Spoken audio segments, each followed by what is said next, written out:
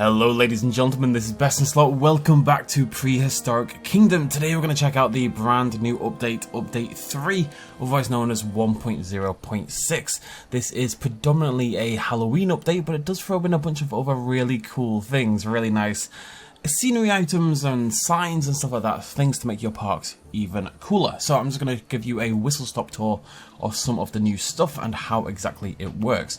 I've built like a little park. I used mainly the modular items that the PK devs already made because they're much better than what I do. I do like the idea of once again building a typical normal park, and then maybe we can integrate our Jurassic Park builds into that park. That might be a thing we do going forward, but I've kind of missed just regular old park building, it must be said. So let's take a look at some of this new stuff. It is a Halloween update, but it does include both Halloween and non-Halloween stuff.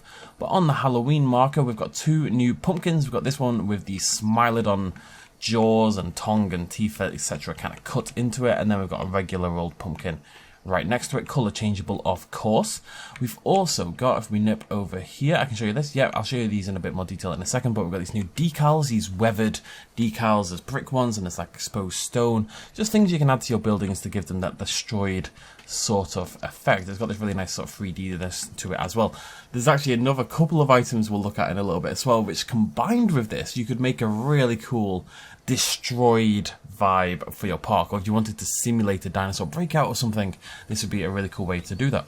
One of my favourite parts of the update, however, is this over here. We've got two new insect statues. Really, really well made. I don't know if they've got like a prop artist out there whose entire job is just making like really cool little things for these updates, but it's rounded things out really nicely. We've got this Meganura, this giant extinct dragonfly cut into this sort of shiny metal, and you can see it's kind of stenciled in there. It looks really nice. It's even got these kind of frayed edges, like it's been cut into the metal itself, which is just a nice little level of detail. Looks really cool. And not only do we have the Meganura, but we've got an Arthroplura as well. If you wanted to do your walking with beasts simulation, you can now make your Arthroplura. Both of these come as complete statues. However, if we go into modular pieces and we search for our Arthro, you can see you get the full body. You get the full body one, which if you wanted to, you could make gigantic and kind of do like a kaiju thing. But you can also get the individual segments. So you could, in theory, make one that kind of just goes on. You'd have to kind of spend a bit more time doing this, of course, but if you wanted, you could make a gigantic Arthroplura kind of curling around your entire zoo or something like that. The world is your proverbial oyster. If you wanted one that just has a big ass head for some reason, there you go, you can do that. So yeah, these are really, really cool. These are just, I'm a big fan of those, and the pumpkins and the decals and stuff like that. If we hop over here to our very boring little Smilodon habitat, you'll have to take my word for it. There, is that my Smilodon? Yeah, who are you? One is having a little drink. Hello, Nigel Marvin. Right, so one is having a little drink. So what we can do now, however, is actually add information signs about our animals for the very first time, and there's a bunch of these already built in these prefabs, as you can see. So if I want to place that one down, yeah, I'll show you these all quickly. So little Jurassic Park themed one there. If you wanted to not bother building these yourselves, you've got all these sort of ready-made ones like so. I don't know where this one sinks into the ground, but there you go. Okay, and if we go over here and we click on this one, let's say we want this one, we're going to double click, we're going to go into our object selection, and you can see that the species nearby is Smilodon. So just like in Planet Zoo, it will pick out the nearby animals. We're going to click that, and there you go, display species Smilodon, and it has all your information. Now right now I believe this is lorem ipsum. Yes, lorem ipsum dolor stemmat. Basically, that's just temporary information. It does say on the update page that this will be replaced with all their fun prehistoric critter facts sometime down the line. But you can see we've got Smilodon, we've got the species name, we've got little images here, we've got the location where it was discovered, we've got, you know, its era, where its epoch that it lived in, all that kind of jazz. So yeah, just really nice little detail, really cool thing if you want to make your zoo feel a little bit more like a zoo, basically. You know, this is something you would expect to find in basically every zoo out there, so it's really cool that it's now integrated into the game, and in a smart, logical way that means you can just easily pick the information out, yada yada yada. Right, I'm going to show you some of those decals. Well, actually, first of all, we've got all these new silhouettes. I'm not sure all of these ones specifically are new. I know the mammoth, for example, isn't. But basically, silhouettes for every species in the game have now been added. This is a little selection of them. But basically, every dinosaur or prehistoric creature exhibit you make, you'll now be able to find an appropriate silhouette to use in your exhibit design. I mentioned before some other things in terms of a destroyed exhibit. We've got these new cables. So we've got straight cables. We've got both these insulated ones and these sort of exposed metal wiring ones. We've got curved iterations of both of those, and we've got frayed ones as well. You can see the metal wire fraying there at the torn end of the insulation, and same over here as it kind of spirals out. Obviously, it's much bigger than you would want them to be, but the point is you can then use your frayed cables and your decals, these destroyed decals. You can see we've got a smashed glass one, got some exposed brick, got some cracks, a bit more exposed brick over there. And you could create like a really cool destroyed habitat or destroyed themed park or something like that. Or do your Jurassic Park exhibits, you know. If you want to build a T-Rex exhibit from Jurassic Park, this now makes it a lot easier, you know, in a way with the frayed cables. I think that's really cool. Oh, I forgot to show you the candles. So we've got some candles as well. There's both a triple and a single, but they're just part of the sort of Halloween thingamajiggy. They don't actually glow. I think the idea is that they're fake bulb ones, but it makes more sense.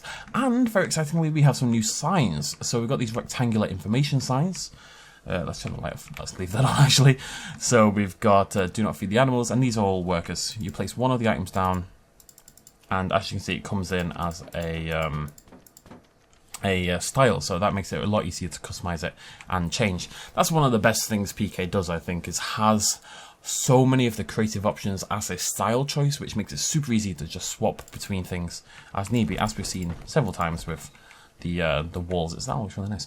So we've got a do not feed the animals sign, we've got a no flash photography sign, a do not tap on the glass sign, a do not feed your fingers to the animal sign, and my favorite, warning, no climbing on fences. Is this one color changeable? I don't think any of these ones are. No, they're not.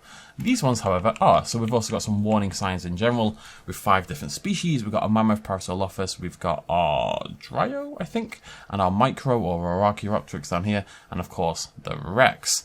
And these are color changeable. As you can see, we've got a pink one there, we've got an inverted one over there if you wanted to style those around your dinos.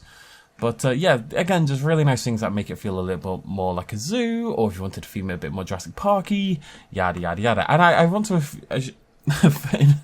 what's the word I want to say? I want to clarify that I don't think you have to build this like Jurassic Park. It's just, it happens to be the most prominent piece of media out there.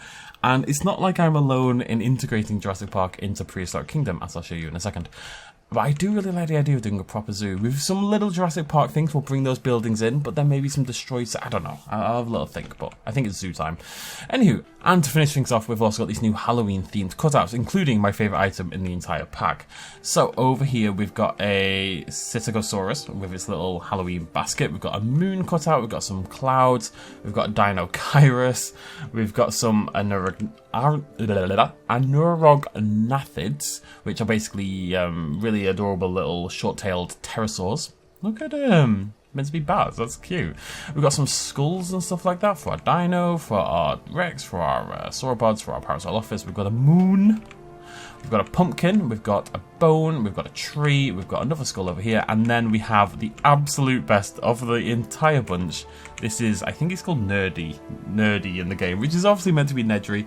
Ida over on Twitter made this, and it's absolutely adorable. This happy little Dilophosaurus in its white raincoat, little sweets in its pocket, which happen to have the Barbasol marking, as you can see, and their little jack-o'-lantern Halloween bag has the broken glasses hanging out of them. Lots of lovely little details, absolutely heartbreakingly adorable, and thus proving my point that there are Jurassic Park, not just a Jurassic Park right here in PK as well, because of course the devs are huge fans of Jurassic Park, as most of us really are. That is about it for the update. It's a really, really good update. Lots of really nice little decorations, nothing like game-changing in a way. I'd say the biggest change is probably those signs, in terms of like making an actual zoo, those signs over there and these signs over here. I think those are really big changes in terms of just building sort of realistic parks. But, you know, just little things like this as well. This is the kind of thing you would see in a dino zoo, I think, or you go into a real zoo, you see little models of animals here and there. I think that's really cool. I'd love to see more stuff like this in the future. Yeah, good stuff, really. The PK devs continue to absolutely knock it out of the park. I think we're definitely going to start a zoo for it soon, and we'll integrate that into our Jurassic Park build, as I've talked about. all good things. Let me know what you think in the comment section down below. What is your favourite part of this update and why is it nerdy? Look, it's so cute. Oh god. Right, thank you very much for joining me. I'll see you lovely folks very soon. Cheers, much love as always. Bye bye. Houston, if you're ready, we'll maneuver.